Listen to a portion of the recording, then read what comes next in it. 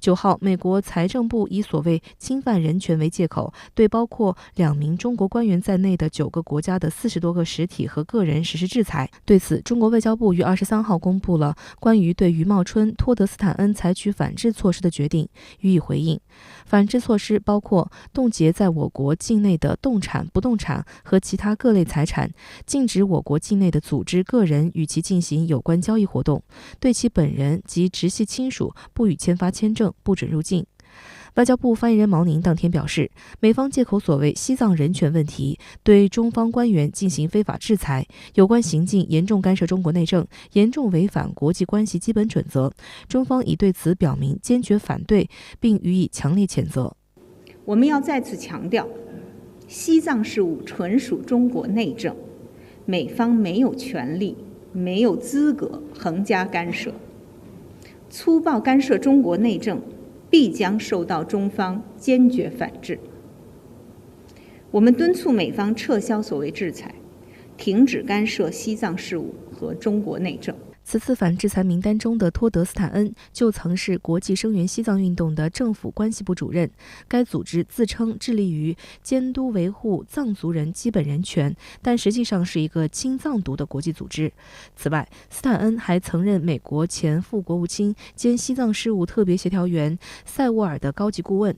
目前，斯坦恩是美国国会行政部门中国委员会办公室副主任。中国委员会是美国国会于2000年10月成立的独立委员会，被赋予的法律职能是所谓监察中国法治发展和人权，其中包括所谓检讨香港一国两制的实践，并于每年向美国总统和国会提交一份年度报告。今年2月份，斯坦恩还与藏独分子进行过会面。相较于斯坦恩，制裁名单上的另一位余茂春则可以用臭名昭著来形容。余茂春是极端反华分子，号称是第一个进入美国国务院对华政策核心圈的华人。他1985年公派美国留学后加入美国籍，后在美国海军学院任东亚和军事史教授。在此期间，他就曾多次发表污蔑中国共产党的言论，但始终没有市场。直到特朗普政府后期，时任国务卿蓬佩奥需要一个所谓真正了解中国事务的人，而反华又反共的余茂春正好与蓬佩奥等美国共和党中意识形态偏见极其强烈的政客一拍即合，成为美国国务院政策规划办公室中国政策首席顾问，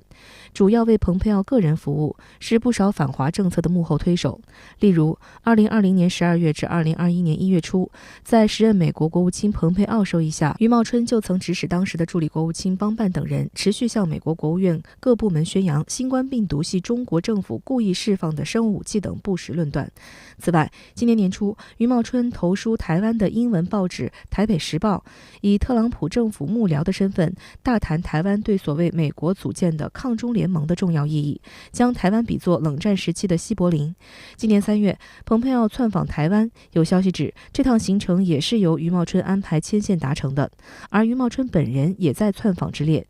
而到了今年5月，美国哈德逊研究所设立中国中心，为的是串联反华分子，炮制和宣扬反华论调，应对所谓来自中国共产党的威胁。蓬佩奥任该中心咨询委员会主席，余茂春任该中心主任。蓬佩奥把他吸收为一个重要的顾问啊，其实也是利用了他一直以来反华，但是同时呢，他又有在社会主义中国成长这样的一个背景。实际上，我们看到这个策略是不太高明的哈，因为中美关系之间，无论怎样都是互惠互利的关系，单向的炒作与中国的这种对立，实际上对美国未来的发展也并不利，对美国政府这一次的这个国内的这个舆情也是不利的。深圳卫视查询发现，这是自去年6月《中华人民共和国反外国制裁法》表决通过后，外交部第3次颁布对相关人士的制裁，而制裁决定中也专门写明是依据《反外国制裁法》的第4条、第5条、第6条规定。反外国制裁法是我国第一部专门针对外部势力对华恶意制裁的专业反外国制裁法，其中有16条规定，围绕反制裁、反干涉、反制长臂管辖等，充实了我国应对挑战、防范风险的法律工具箱，完善了我国的涉外法律体系。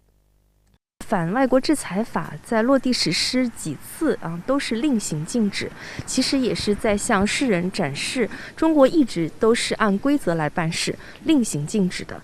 相关话题来连线特约评论员管瑶，管先生您好。王毅今天应约同美国国务卿布林肯通电话，强调中美关系新年应有新气象，但他也告诫美方不能一边谈合作一边捅刀子。您对此如何看？好的，主持人。那么这呢是中美外交高官在年终岁尾进行的一次重磅的沟通。新华社电稿强调，中方应约通话，那么显示通话呢是由美方发起。那就通话的主要目的啊，今天美国国务院发言人普莱斯发布的简短声明，第一句就阐述的一清二楚。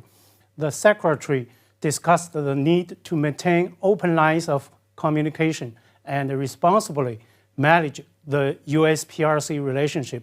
布林肯国务卿商讨了保持开放沟通与负责任管理美中关系的必要性。我注意到啊，根据新华社的通稿，王毅呢也表示要加强中美关系指导原则磋商，有序推进各层级各领域对话，通过联合工作组来解决两国间的具体问题。所以啊，说到全世界最重要双边关系的新联新气象，一个及时的观察指标就是呢，发起通话的布林肯本人他会不会如愿如期访华？那么这是普莱斯声明强调保持开放沟通的一个核心潜台词。事实上呢，在中美元首巴厘岛成功举行超过3小时的面对面会晤，对中美关系把航定向做出强有力的引领之后，那么布林肯已经多次表态，希望在明年初访华，商讨落实推进两国元首的共识性的议程。那么当地时间周四下午，布林肯在国务院出席媒体吹风会，盘点美国1年来的外交政策。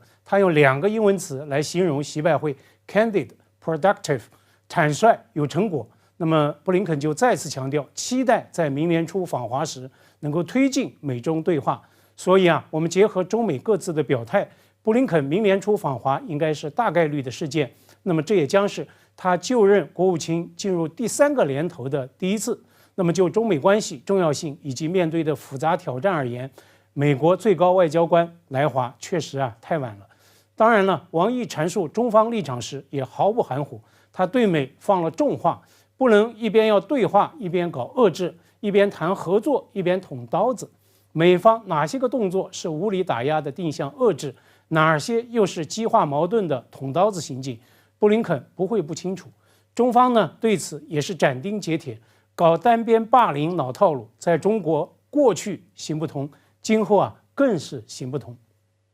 值得注意的是，就在中美外长通话当天，中方发布第4号外交部令，对美方余茂春及斯坦恩2人采取反制措施。您对此有何观察？那么，正如第4号外交部令所强调的，这是中方的反制措施，是对等行动。就在本月初，美方滥打所谓西藏人权牌，对包括西藏自治区前党委书记吴英杰在内的2位中方官员实施所谓制裁，而实施的机构呢是美国财政部。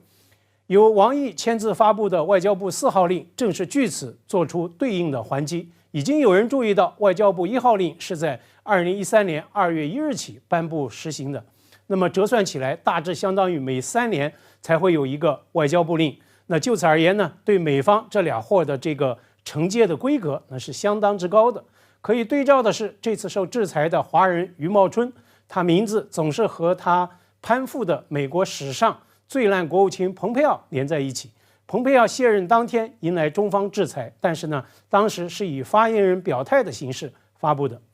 当然呢，这也意味着在反制裁国家法公布实施之后，我们的法律执行的工具箱还是有诸多的选项。这次受中方制裁的2个对象，一个呢是特朗普政府的前中层官员，一个呢是国会行政部门中国委员会办公室的副主任。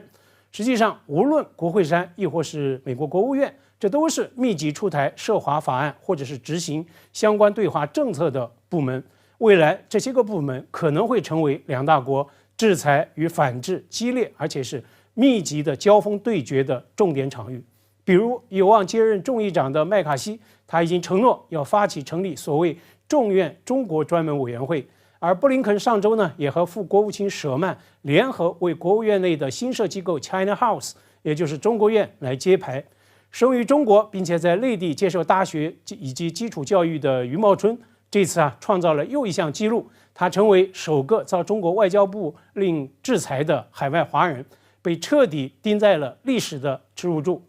于他虽然改变了国籍，也改变了身份，但是他的根无法洗白，他的黄皮肤无法洗白。这实际上也是他在内地血亲乃至整个宗族的最耻辱的一个时刻。虽然此前他已经被清除同族，他的名字也被从学校的校友录上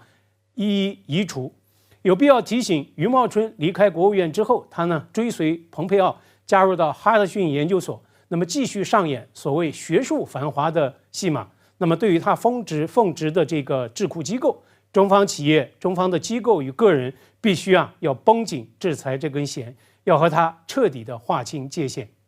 好的，也谢谢管先生跟我们共同在线分享您的观点，谢谢。